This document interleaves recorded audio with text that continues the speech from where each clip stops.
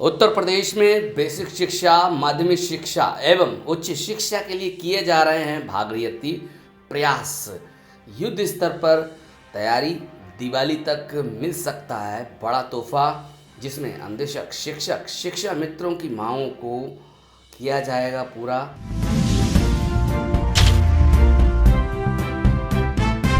जहां धुआं उठता है आग वहीं लगी होती है। नमस्कार, आप देख रहे हैं अन्वेषक न्यूज़।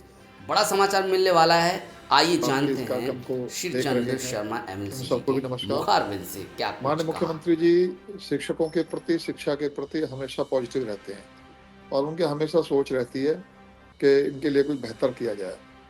इसमें मैं शिक्षा मित्र का ही उदाहरण दूँ, तो शिक्षा मित्रों का जब चयन हुआ था, तो उसके बाद की प्रक्रिया गुजरने के बाद इनको जो मानदेय मिलता था, वो 2200 रुपए मिलता था।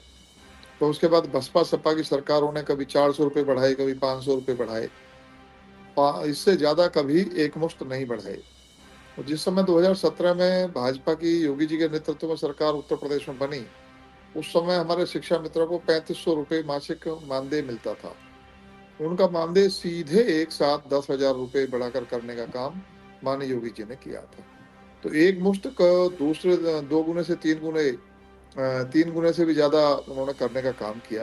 तो ये उनके मानस को दर्शाता है कि वो कितना शिक्षा मित्रों के प्रति पॉजिटिव रहे और उनके समस्याओं को हल करने के लिए पॉजिटिव हैं। इसी प्रकार चाहे अनुदेशकों का मामला हो, चाहे वो हमारे जो माध्यमिक शिक्षा में हमारे शिक्षक लगे हुए हैं, उनके लिए उनका विषय हो, तो जो हमारे तकनीकी शिक्षा के शिक्षक लगे हैं, उनके लिए मानदेय बढ़ाने का विषय हो।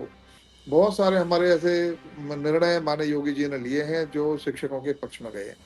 सुप्रीम कोर्ट से तदर्थ शिक्षकों का विषय, उनके डिसीजन के बाद ऐसी स्थिति आ गई थी कि सब तदर्थ शिक्षक सड़क पे आ जाते। तो उनको फिर भी हम 2023 तक वेतन देते रहे और ये प्रयास किया कि कोई रास्ता ऐसा निकाला जाए जिससे इनकी जीविका चलती रहे।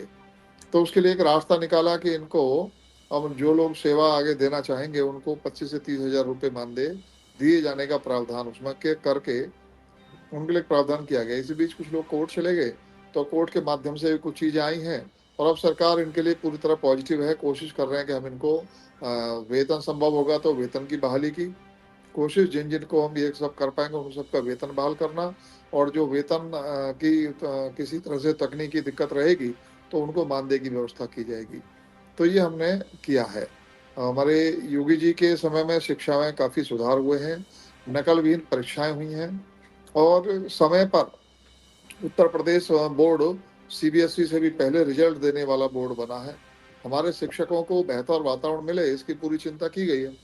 और आपको ध्यान होगा मिश्रा जी कि कोरोना काल में तमाम लोगों ने एक विषय चलाया था कि साहब फीस माफ़ी का अभियान चला, हैशटैग फीस माफ़ी चला। तो उसमें कोई भी राजनीतिक दल हो तो वे सोचता है कि जिन लोगों की ज़्यादा संख्या हो उनकी बात सुनी जाए और इस कारण दूसरे प्रांतों ने ये किया भी, चाहे जो जहाँ हमारी सरकारें नहीं हैं, दिल्ली में, राजस्थान में, उन लोगों ने ऐसा किया भी। लेकिन हमारे माननीय योगी जी ने हमारे जो वित्त विहीन के शिक्षक हैं, जो प्राइवेट सेक्टर के शिक्षक हैं, क्योंकि गवर्नमेंट शिक्षकों को, अशासकीय सहायता प्राप्त शिक्षकों को तो वेतन सरकार दे ही रही थी, लेकिन उन शिक्षकों और शिक्षणेतर कर्मचारियों को भी वेतन प्राप्त हो। तो इसके लिए उन्होंने कहा कि समग्र रूप से फीस माफी के आदेश नहीं किए जा सकते। जो अभिभावक सक्षम नहीं होंगे वो लिख के देंगे, उनकी फीस माफी हो जाएगी, लेकिन जो सक्षम अभिभावक हैं वो फीस अवश्य दें, क्योंकि फीस नहीं देंगे तो शिक्षकों की और शिक्षणेतर कर्मचारियों का वेतन कहाँ से आएगा। तो ये सब चीज़ों को ध्यान में रखकर योगी जी काम करते रहे हैं, बहुत गंभीर इस विषय को लेकर रहे हैं। विद्यालयों की दशा खराब हो रही थी, विद्यालयों की दशा सुधरे और हमारे जो विद्यार्थी हैं उनको समय से और ठीक शिक्षा प्राप्त हो। इसके लिए हमारे दिल्ली और राजस्थान से भी पहले, करीब 1.5 महीने पहले हमने कोरोना के बाद विद्यालयों को खोलने का काम किया, ताकि हमारे विद्यालय खुलेंगे तो शिक्षा का वातावरण ठीक होगा। ऑनलाइन एजुकेशन एक पर्याप्त माध्यम नहीं है।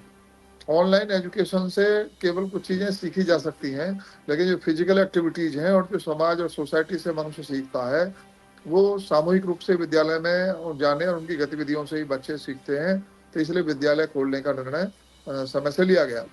ऑनलाइन एजुकेशन देने के समय पे ध्यान में आया कि छात्रों हमारे प्रदेश में बहुत सारे ऐसे छात्र हैं जिनके पास एंड्रॉयड मोबाइल नहीं है, स्मार्टफोन नहीं है, तो उनके स्मार्टफोन और टैब दिए जाने का भी निर्णय योगी जी के द्वारा लिया गया और कई करोड़ बच्चों को लैपटॉप और हमने स्मार्टफोन दिए हैं।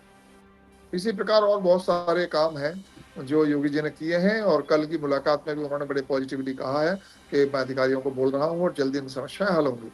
और आज के शिक्षकों का भी मैंने विषय रखा था कि उनका जो है जो प्रमोशन है, उनके स्थान पर कुछ अधिकारियों के बीओ जो होते हैं उनका प्रमोशन करने की कोशिश कर रहे हैं, उनको प्रधानाचार्य बनाने का प्रयास कर रहे हैं। जब उनका कोटा 17% होता है और उनको 34% कोटा उनका किया जा रहा है, जो नियम संगत नहीं है, तो उसका भी हमने अपना विरोध उनको दर्ज कराया है। मुख्यमंत्री जी ने उसे भी गंभीरता से लेने का निर्णय लिया है। तो ऐसे बहुत सारे विषय जो भी हमारे संज्ञान में शिक्षकों के द्वारा लाए जाते रहे हैं, वो हम लोग हल कराते रहे हैं और माननीय मुख्यमंत्री जी शिक्षकों के प्रति बहुत पॉजिटिव हैं। वो चाहते हैं विद्यालयों का वातावरण सुधरे। साथियों, इसी संदर्भ में एक बात और आपको बता देना चाहता हूँ मिश्रा जी, कि अब से पहले ये व्यवस्थाएं रही कि जो हमारे ऐसे विद्यालय हैं जो अशासकीय सहायता प्राप्त हैं, यानी वो शासकीय नहीं है विद्यालय, क्योंकि शासन की सहायता से वेतन मिलता है उनके शिक्षकों को, अनुदान पर लिए गए विद्यालय हैं, तो उनके जो भवन होते हैं, उनके भवन निर्माण की सारी जिम्मेदारी प्रबंध समिति की है। लेकिन माननीय मुख्यमंत्री जी ने देखा कि लंबे समय से प्रबंध समितियां, बहुत सारे विद्यालय ऐसे हैं जिनमें या तो वो सक्षम नहीं है या वो भंग हो गई हैं या अन्य कारण है, तो उन विद्यालयों का भी उद्धार हो सके, इसलिए अलंकार योजना लाकर और 500 करोड़ रुपए का बजट बनाया अलंकार योजना के तहत इन माध्यमिक विद्यालयों को सुधारने के लिए, उनके भवन निर्माण के लिए। तो उसमें पहले व्यवस्था की गई थी कि प्रबंध समिति 50% पैसे का इंतजाम करेगी और 50% सरकार करेगी। लेकिन बाद में देखा कि प्रबंध समिति इतना नहीं कर पा रही है, तो 25% धन प्रबंध समिति एकत्र करे, 75% सरकार की तरफ से दिया जाएगा। ये पहली बार हुआ है, ये अलग उदाहरण है अपने आप में कि जब प्रबंध समिति के विद्यालयों के भी भवन बनाने के लिए सरकार ने बजट दिया हो, पैसा दिया हो, और उसमें भी ये प्रावधान कर दिया कि जो 25% पैसा लगाने वाले हैं प्रबंधक, उसमें विधायक निधि और सांसद निधि को भी आमिलित किया जा सकेगा, उसको मिलाकर भी वो कर सकेंगे उसको। तो ऐसे और बहुत सारे निर्णय लिए हैं। प्रबंध जो विद्यालय हैं जिनके पास अपना स्पेस है, जगह है, उसका वो कुछ इस तरह से भी इस्तेमाल करें जिससे उनकी विद्यालय की आय बढ़ सके। उनके पास एक्स्ट्रा जमीन है तो उसमें वो कोई बारात घर या उसके रूप में डेवलप कर सकते हैं, अस्थायी रूप से ऐसे निर्माण करके उसको करा सकते हैं, तो जिससे उनकी आय बढ़ सके। तो हर क्षेत्रों में जो चीजें निकल के आ रही हैं, हमारे योगी जी बहुत पॉजिटिव हैं, मोदी जी की तरह उनकी बहुत अच्छी सोच है, जो देश को, प्रदेश को आगे ले जाना चाहते हैं। तो उसी में अपने शिक्षा का योगदान अहम है। शिक्षा का वातावरण ठीक हो। उच्च शिक्षा में भी आपको ध्यान है, माननीय दिनेश शर्मा जी हमारे डिप्टी सीएम रहे, उनके समय पे ये उच्च शिक्षा उनके पास थी ही।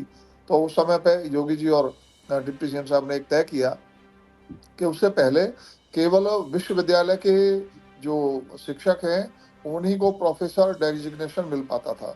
जो शासकीय सहायता प्राप्त महाविद्यालय हैं उनके शिक्षकों को आजीवन जो है असिस्टेंट प्रोफेसर या एसोसिएट प्रोफेसर ही वो रह जाते थे, प्रोफेसर डेजिग्नेशन नहीं मिल पाता था। वो व्यवस्था उन्होंने की और वो अधिकार दिया कि वो भी प्रोफेसर बन सकेंगे और उनके अंडर में भी पीएचडी की जा सकेगी। तो ये बहुत सारी चीजें हैं जो हमारे शिक्षा में सुधार हमारी सरकार के द्वारा किए गए हैं और उसमें पार्टी ने मुझे जिम्मेदारी दी, तो मेरी भी जो गहरी सहयोग है वो मैं अपना करता रहता हूँ, पार्टी की जिम्मेदारी के साथ निभाते हुए।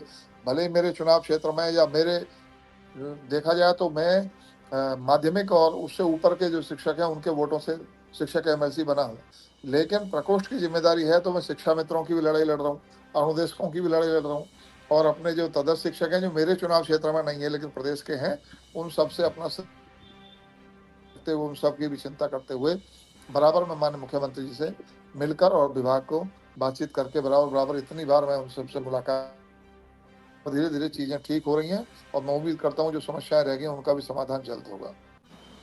मैं पूरी संवेदनशीलता के साथ प्रयास कर रहा हूँ और माननीय मुख्यमंत्री जी भी गंभीर हैं। देखिए, चीजों को मैच्योर होने में समय लगता है।